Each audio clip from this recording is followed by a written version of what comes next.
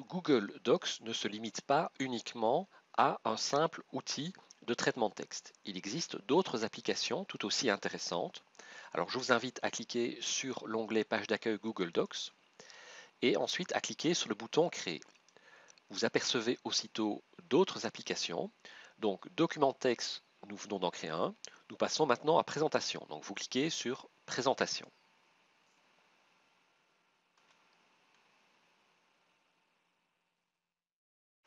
Alors, dans le cadre de cet exercice, je ne vais pas m'attarder trop longtemps sur Google Présentation, si ce n'est pour vous expliquer deux ou trois petites choses. La première, donc, vous avez ici une fenêtre d'accueil qui vous demande de choisir un modèle de départ. Donc, vous choisissez n'importe quel modèle, par exemple suisse. Je clique sur le bouton OK. Et là, comme dans PowerPoint, il suffit d'ajouter votre propre texte. Si vous voulez insérer une autre diapo, eh bien, vous allez dans le menu Insertion, Nouvelle diapositive. Comme dans PowerPoint, c'est exactement les mêmes raccourcis clavier, CTRL-M. Et là, vous avez une nouvelle diapositive. Alors, deux petites choses peut-être légèrement différentes par rapport à PowerPoint, l'insertion de vidéo. Donc, si vous voulez insérer une vidéo de YouTube dans cette présentation, vous cliquez sur le menu Insertion. Ensuite, vous allez dans Vidéo. Et là, vous avez Recherche de vidéo. Donc, vous tapez par exemple Deezer. J'appuie sur Enter et je vais prendre la première. Et il suffit simplement de cliquer sur Sélectionner. Et donc la vidéo s'insère sur cette diapo. Donc je disais que je n'allais pas trop m'attarder sur cette version donc de Google Documents pour la simple et bonne raison que à l'heure actuelle, au moment où je vous parle, c'est-à-dire le samedi 3 mars 2012, la solution offerte par PowerPoint est beaucoup plus puissante en termes de fonctionnalité que la solution offerte par Google. Donc il faudra encore patienter pendant quelques mois, voire quelques années, pour voir éventuellement ici ce module de présentation être supérieur à PowerPoint. Cela dit, si vous n'avez pas PowerPoint sous la main, c'est un outil tout à fait intéressant. Alors je vais terminer donc l'explication de ce module de présentation en vous expliquant comment animer. Donc c'est assez simple. Vous allez dans le menu Insertion. Je peux d'abord revenir ici sur la première diapo. Je sélectionne ce texte-ci. Je vais donc dans Insertion. Et là, vous avez Animation. Et là, vous avez quelques animations, beaucoup moins riches donc que PowerPoint, mais qui ont quand même le mérite d'exister. Donc au lieu de faire apparaître, je peux par exemple choisir ici Zoom avant. En cas de clic, donc c'est lorsque l'on clique, nous avons ici plusieurs possibilités, lente, intermédiaire ou rapide. Donc moi je vais choisir par exemple intermédiaire. Et puis, pour voir ce que cela donne, je vais dans Démarrer la présentation. Je patiente quelques secondes. Donc pour l'instant rien ne se passe, mais si je clique, nous voyons ici le titre apparaître. Voilà, je ferme cette fenêtre. Nous avons donc déjà terminé avec présentation. Et donc ce que je fais, je vais fermer cette fenêtre. Et donc je reviens sur la page d'accueil Google Docs. Nous allons peut-être renommer cette présentation. Nous allons par exemple ici faire un clic droit, choisir Renommer et donc taper un autre titre, par exemple Test de présentation. Je clique sur le bouton OK. Alors maintenant, je vais retourner sur mon document texte. Donc ceci, je vais le décocher et je vais cocher la case à côté de download.com. Donc le texte que vous venez de réaliser donc, à l'intérieur du traitement de texte. Et là, nous allons cliquer sur cette icône intitulée Aperçu. Et aussitôt, à droite, vous avez un aperçu qui n'est pas tout à fait exact, qui ne correspond pas tout à fait à la réalité, mais qui a le mérite d'exister. Mais là, ce qui est intéressant, c'est plutôt ici aller plutôt vers le bas, au niveau de partage. Outre sa gratuité, Google Docs offre également une alternative intéressante en matière de partage de documents. Alors pendant 2-3 minutes, je vous demande de ne plus rien faire. Vous allez simplement écouter et regarder la démonstration que je vais effectuer devant vous. Et donc moi, je vais aller ici cliquer sur le petit crayon à droite de partage.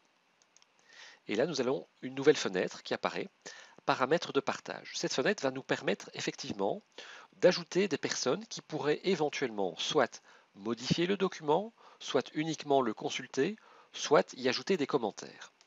Et donc, je vais donc taper un deuxième compte.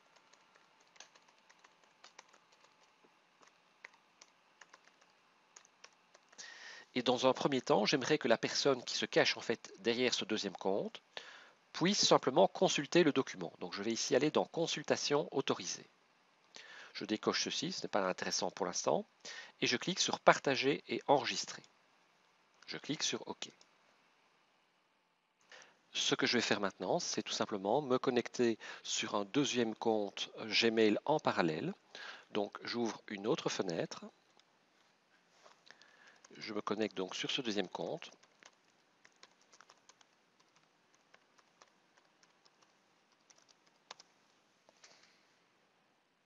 Effectivement, si je vais donc dans Documents, nous apercevons que nous avons bien reçu le document downloads.com qui vient d'être envoyé. Je clique dessus et en examinant la barre d'outils, j'aperçois lecture seule. Donc effectivement, ce document, on peut le consulter, mais en aucun cas on peut le modifier ni éventuellement ajouter des commentaires. Donc je reviens sur, d'abord j'enlève ceci, je reviens sur le document original donc créé par Pierre Dupont et je clique sur le bouton OK. Comme est toujours bien coché, mais cette fois-ci je vais modifier le statut au niveau du partage. Donc je clique à nouveau sur le crayon. Et là, au niveau de Techno Saint-André, j'aimerais que donc, la personne qui est derrière Techno Saint-André puisse ajouter des commentaires et non seulement le consulter. Donc je clique ici sur ce menu déroulant, je choisis commentaire autorisé, j'enregistre la modification. Je clique sur OK. Je me connecte, ou en tout cas je me rends sur le deuxième compte. Je reviens sur download.com. Et là, vous voyez que le statut a changé. On peut consulter, mais également on peut ajouter des commentaires. Je vais donc insérer un commentaire. Je clique par exemple sur A New Way to Listen to Music. Je clique sur Insertion, Commentaire. Et là, vous avez un petit rectangle qui s'affiche à droite du document. On peut ajouter ces commentaires. Par exemple, je vais indiquer ceci.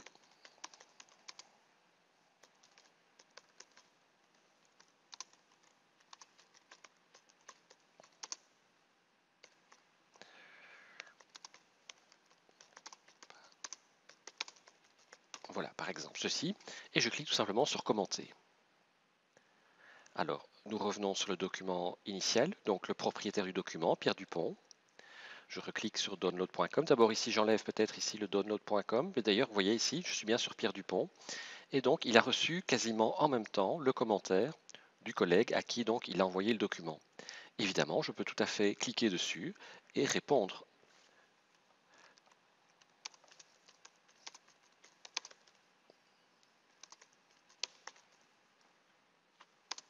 Et je clique sur répondre. Et donc, je vais de nouveau sur Saint-André. Et là, qui a reçu la réponse donc de ISA Techno 2015. OK, merci pour ton conseil. Alors, à présent, j'aimerais non seulement que ici, Institut Saint-André ait la possibilité d'ajouter des commentaires et de consulter les documents, mais également qu'il puisse le modifier. Puisque, effectivement, ici, si je reviens donc sur Techno Saint-André, je ne peux pas le modifier. Je peux le consulter. D'ailleurs, ici, je n'ai toujours pas accès véritablement au menu complet de Google Doc. Je retourne chez le propriétaire du document, donc à savoir Pierre Dupont. Alors, je quitte ceci. Je reviens donc sur la page d'accueil Google Doc. Download.com est bien coché. Dans Partage, je clique sur le crayon. Et cette fois-ci, je vais faire en sorte que Techno Saint-André puisse également modifier le document. Donc je clique sur Modification autorisée. Je clique sur Enregistrer les modifications. Je retourne chez, donc ici, le document reçu par Techno Saint-André. Alors la mise à jour n'est pas automatique. Vous voyez ici, je n'ai toujours pas la possibilité de modifier, donc je dois quitter le document. Et puis je me reconnecte sur download.com. Et là, nous avons bien la barre d'outils qui apparaît. Donc je peux modifier le document à ma guise. Donc par exemple ici, centrer le sous-titre toute la musique à tout moment, ou éventuellement le souligner. Alors j'attends que l'enregistrement se fasse. Donc je quitte cette fenêtre. Je quitte également ici ce document, Google Doc. Et puis donc je retourne sur ici le site initial donc, de Pierre Dupont, le Google Doc. Et puis je de nouveau clique sur download.com. Et là, nous voyons qu'effectivement, le titre a été centré et a été souligné par le deuxième propriétaire en quelque sorte du document, donc à savoir Techno Saint-André. En conclusion, je dirais que Google Docs offre des possibilités vraiment intéressantes en matière de partage de documents, surtout évidemment dans le cadre d'un travail collectif, d'un travail collaboratif. À noter qu'il existe également chez Google des outils de chat, aussi bien audio et vidéo, qui permettent de travailler non seulement sur un même document, mais qui permettent de dialoguer encore plus facilement en direct avec les personnes avec qui vous faites votre travail. Alors maintenant, je vais revenir sur le compte Gmail du début, donc celui de Pierre Dupont. Je vais quitter le document ici download.com. Je reviens donc sur la page d'accueil pour continuer à examiner un petit peu les autres possibilités, les autres modules ou applications offertes par Google. Et donc maintenant, je vous invite à cliquer sur Feuille de calcul, qui est en quelque sorte l'équivalent d'un tableur comme Excel. Donc vous cliquez sur Feuille de calcul. Alors là, je vous rassure tout de suite, je ne vais pas me lancer dans de grandes explications concernant le tableur de Google Doc. Cela fera peut-être l'objet d'un prochain tutoriel. En revanche, j'aimerais quand même que vous réalisiez un petit exercice, un petit exemple qui va nous permettre simplement de créer un graphique et de l'insérer dans le traitement de texte de Google Doc. Vous allez devoir taper un peu de texte dans la cellule A1, donc vous allez taper pays, et dans la cellule B1, vous allez taper client. Donc simplement ici, il s'agit de voir quelles sont l'origine géographique des clients du site download.com. Alors, vous allez taper France. Attention à l'orthographe, c'est très important. Alors là, on va dire par exemple qu'il y a 88 000 clients. Et puis on passe à la Belgique, qu'on va ici inscrire en anglais. C'est très important, sinon cela ne va pas fonctionner. Vous allez comprendre après pourquoi.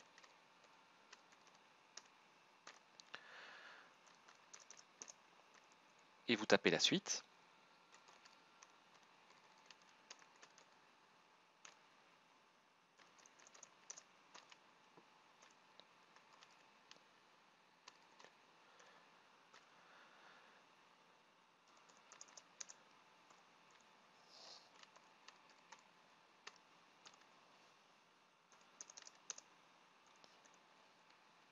Et je termine par exemple avec la Finlande. Donc lorsque vous avez tapé les pays et le nombre de clients par pays donc du site download.com, vous sélectionnez la plage A1 à B7. Ensuite, vous allez dans le menu Insertion et puis vous cliquez sur Graphique. Alors, il y a une ligne très importante qui est utiliser la ligne 1 pour les entêtes. En effet, il doit comprendre que pays et client ne sont pas des noms de pays, mais ce sont simplement des entêtes. Si vous ne faites pas ça, il considère que France est du même niveau que pays. Donc, on laisse bien cette case cochée. Ensuite, vous allez dans l'onglet Graphique. Et là, nous avons différents types de graphiques. Nous pourrions très bien utiliser ceci pour voir donc l'origine géographique des différents clients de download.com. Nous pourrions utiliser par exemple des barres ou des colonnes. Donc, par exemple, ceci. Mais là, nous allons ici essayer de faire un peu plus original en allant sur carte. Nous allons par exemple choisir cette première carte. Et là, nous voyons aussitôt la répartition géographique des différents clients de download.com avec les couleurs plutôt en vert, celles où il y a le plus de clients, et celles qui sont en rouge, celles où il y a plutôt moins de clients. Alors comme nos clients sont situés tout en Europe, nous allons faire en sorte de ne voir que la carte européenne. Donc vous cliquez sur l'onglet Personnaliser. Dans Région, vous cliquez sur Monde, mais là vous allez choisir Europe. Et là nous voyons une carte. Nous voyons ici que finalement c'est la France et la Belgique où il y a pas mal de clients. En revanche, les pays nordiques sont les pays où il y a moins de clients par rapport à notre liste donc, que nous avons ici tapé tout à l'heure. Vous cliquez sur le menu Insérer. Et là, nous avons une carte donc, qui apparaît. Nous allons la copier. Donc je vais faire ici un clic droit. Je vais plutôt cliquer ici sur la flèche. Et là, vous cliquez sur Copier le graphique. A noter que, avant de cliquer sur Copier le graphique, vous avez également publié le graphique. Si je clique sur Publier le graphique, nous avons un code. Donc là, c'est intéressant. Si vous avez un site internet, vous pouvez insérer le code à l'intérieur de votre page HTML, donc de votre site internet. Vous avez également une autre possibilité, celle d'enregistrer l'image. Enregistrer l'image. Moi, ici, je vais plutôt copier le graphique. Donc, je clique sur Copier le graphique. Je quitte le module, donc le tableur de Google Doc en cliquant sur la croix. Je retourne sur download.com, le traitement texte, le document texte plutôt. Et par exemple, je vais insérer un document à la fin ici de la page 3. Donc j'appuie sur CTRL Enter, je crée une quatrième page. Et sur cette quatrième page de mon document texte, je vais insérer le graphique. Et là, vous avez ici ce petit bouton intitulé Presse-papier web, ou cette icône, plus exactement, vous cliquez sur cette icône. Et là, vous avez ici graphique 1. C'est vrai que nous avons oublié de le baptiser. Donc normalement, chez vous, c'est également indiqué comme étant graphique 1. Vous cliquez dessus. Et là, la carte, normalement, va apparaître. Alors, elle est un petit peu trop située vers la droite chez moi. Donc, si vous voulez la situer correctement, la positionner correctement, vous cliquez sur Position fixe. Et là, vous pouvez la repositionner au centre. Donc ici, nous avons vraiment un exemple réussi d'intégration entre le tableur et le traitement texte à l'intérieur de Google Docs.